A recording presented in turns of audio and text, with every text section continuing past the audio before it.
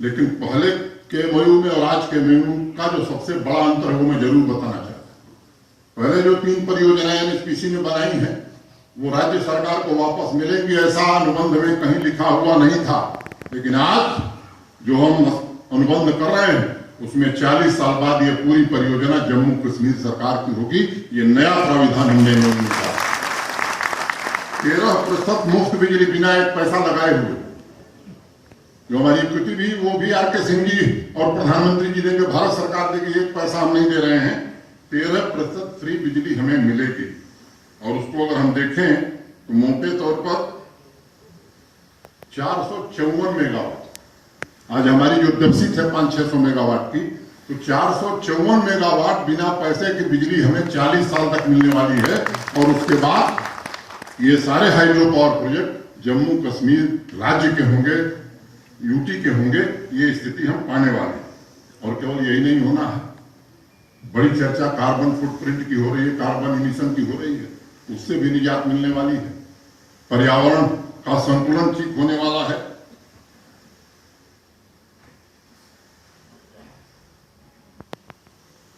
और मुझे लगता है कि वो लक्ष्य जो प्रधानमंत्री जी का विजन है, और मैं समझता हूं कि जम्मू कश्मीर के नागरिकों की जो इच्छा है कि पावर डेफिसिट स्टेट से हम पावर सरप्लस स्टेट की ओर बढ़ें, उस दिशा का सबसे महत्वपूर्ण कदम या उसकी बुनियाद आज 3 जनवरी को आर.के. सिंह जी की उपस्थिति में रखी गई है। और मुझे पूरा विश्वास है कि आने वाले 4 वर्षों में वो स्थिति हम हासिल करेंगे।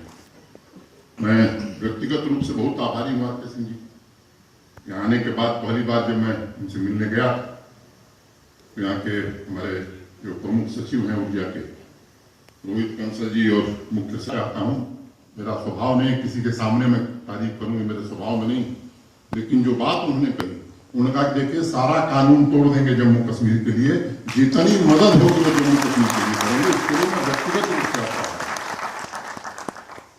हूँ। और जो प्रेजेंटेशन में आपने देखा है, मोटे तौर पर पीएमडीपी के पहले 100 करोड़ रुपए का इन्वेस्टमेंट जम्मू कश्मीर में ऊर्जा क्षेत्र में होता था पावर से।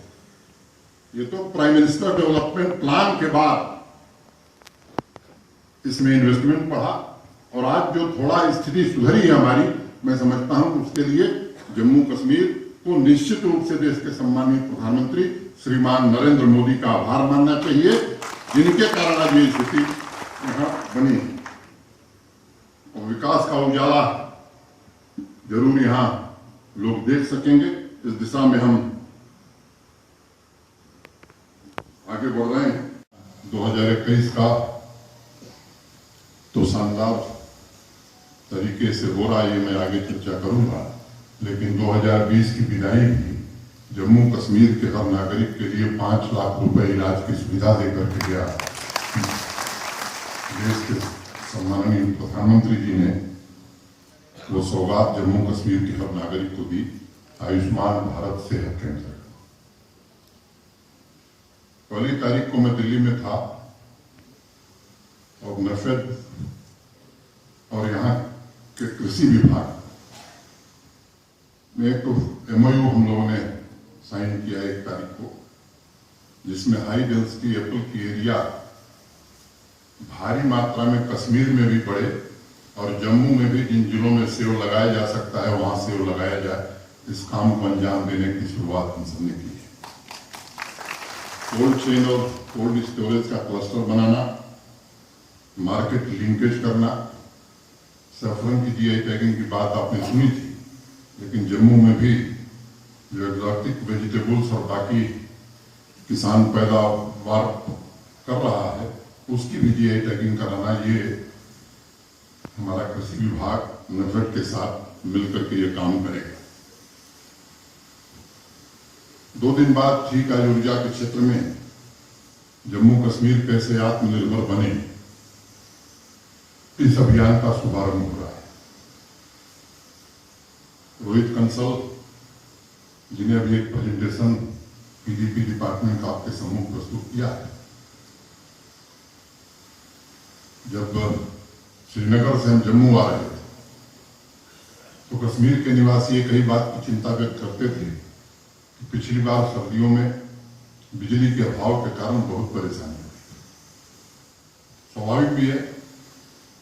2 बार हम सब लोग बैठे, जो संभावना बन सकती थी, अभी उन्होंने बताया कि पिछले वर्ष की तुलना में 17% ज्यादा बिजली उपलब्ध हो रही है।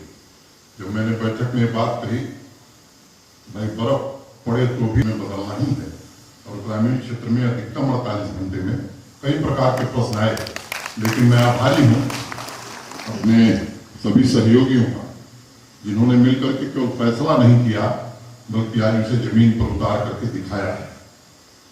अभी कुछ दिन पहले मैं था श्रीनगर में, भारत सरकार के श्रम मंत्रालय के अस्पताल का शिलान्यास था, 100 बेडेड हॉस्पिटल का।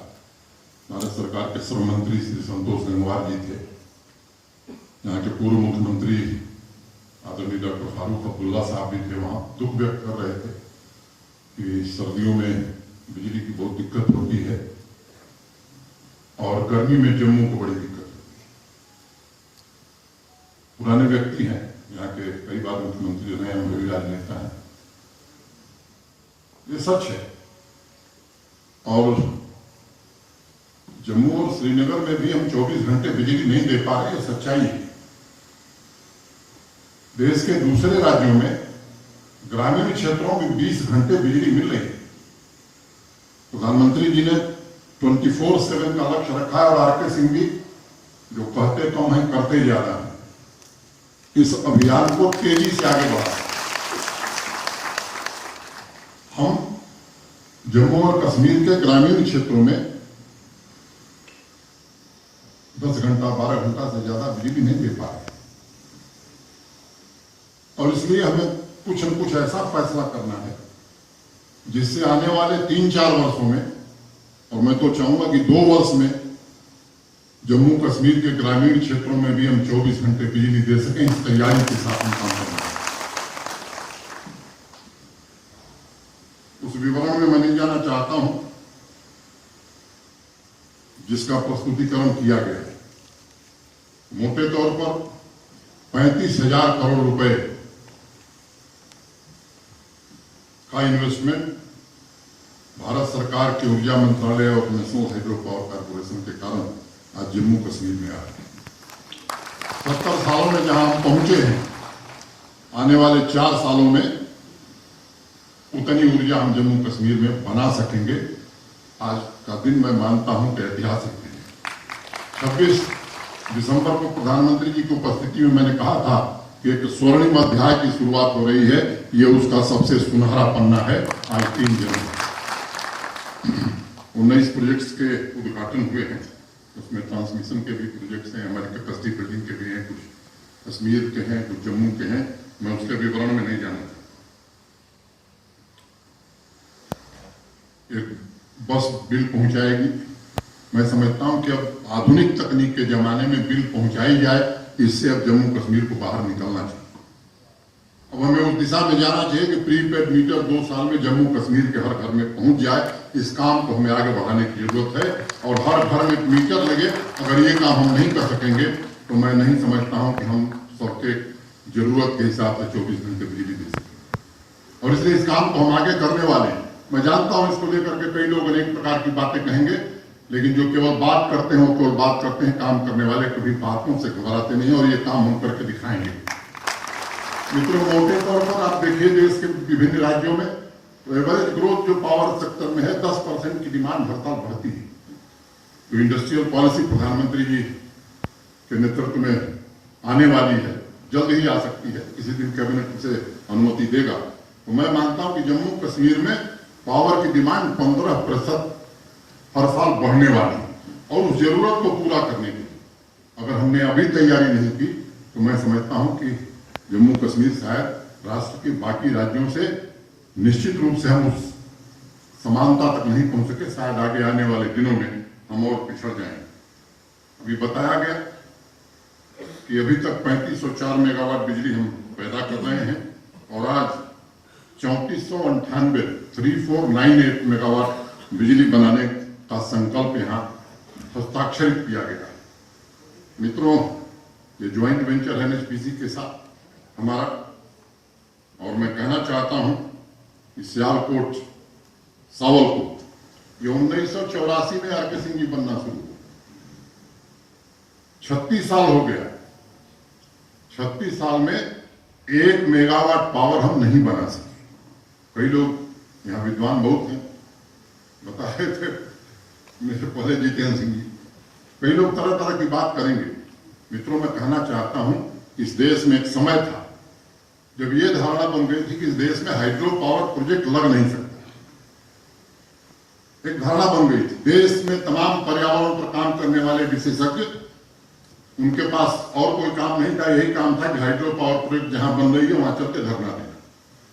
और मैं आज सार्वजनिक रूप से नेशनल हाइड्रो पावर कॉर्पोरेशन के पूर्व सीएम डी योगेंद्र प्रसाद का आभार व्यक्त करना चाहता हूं और कृतज्ञता ज्ञापित करना चाहता हूं। जिस व्यक्ति के कारण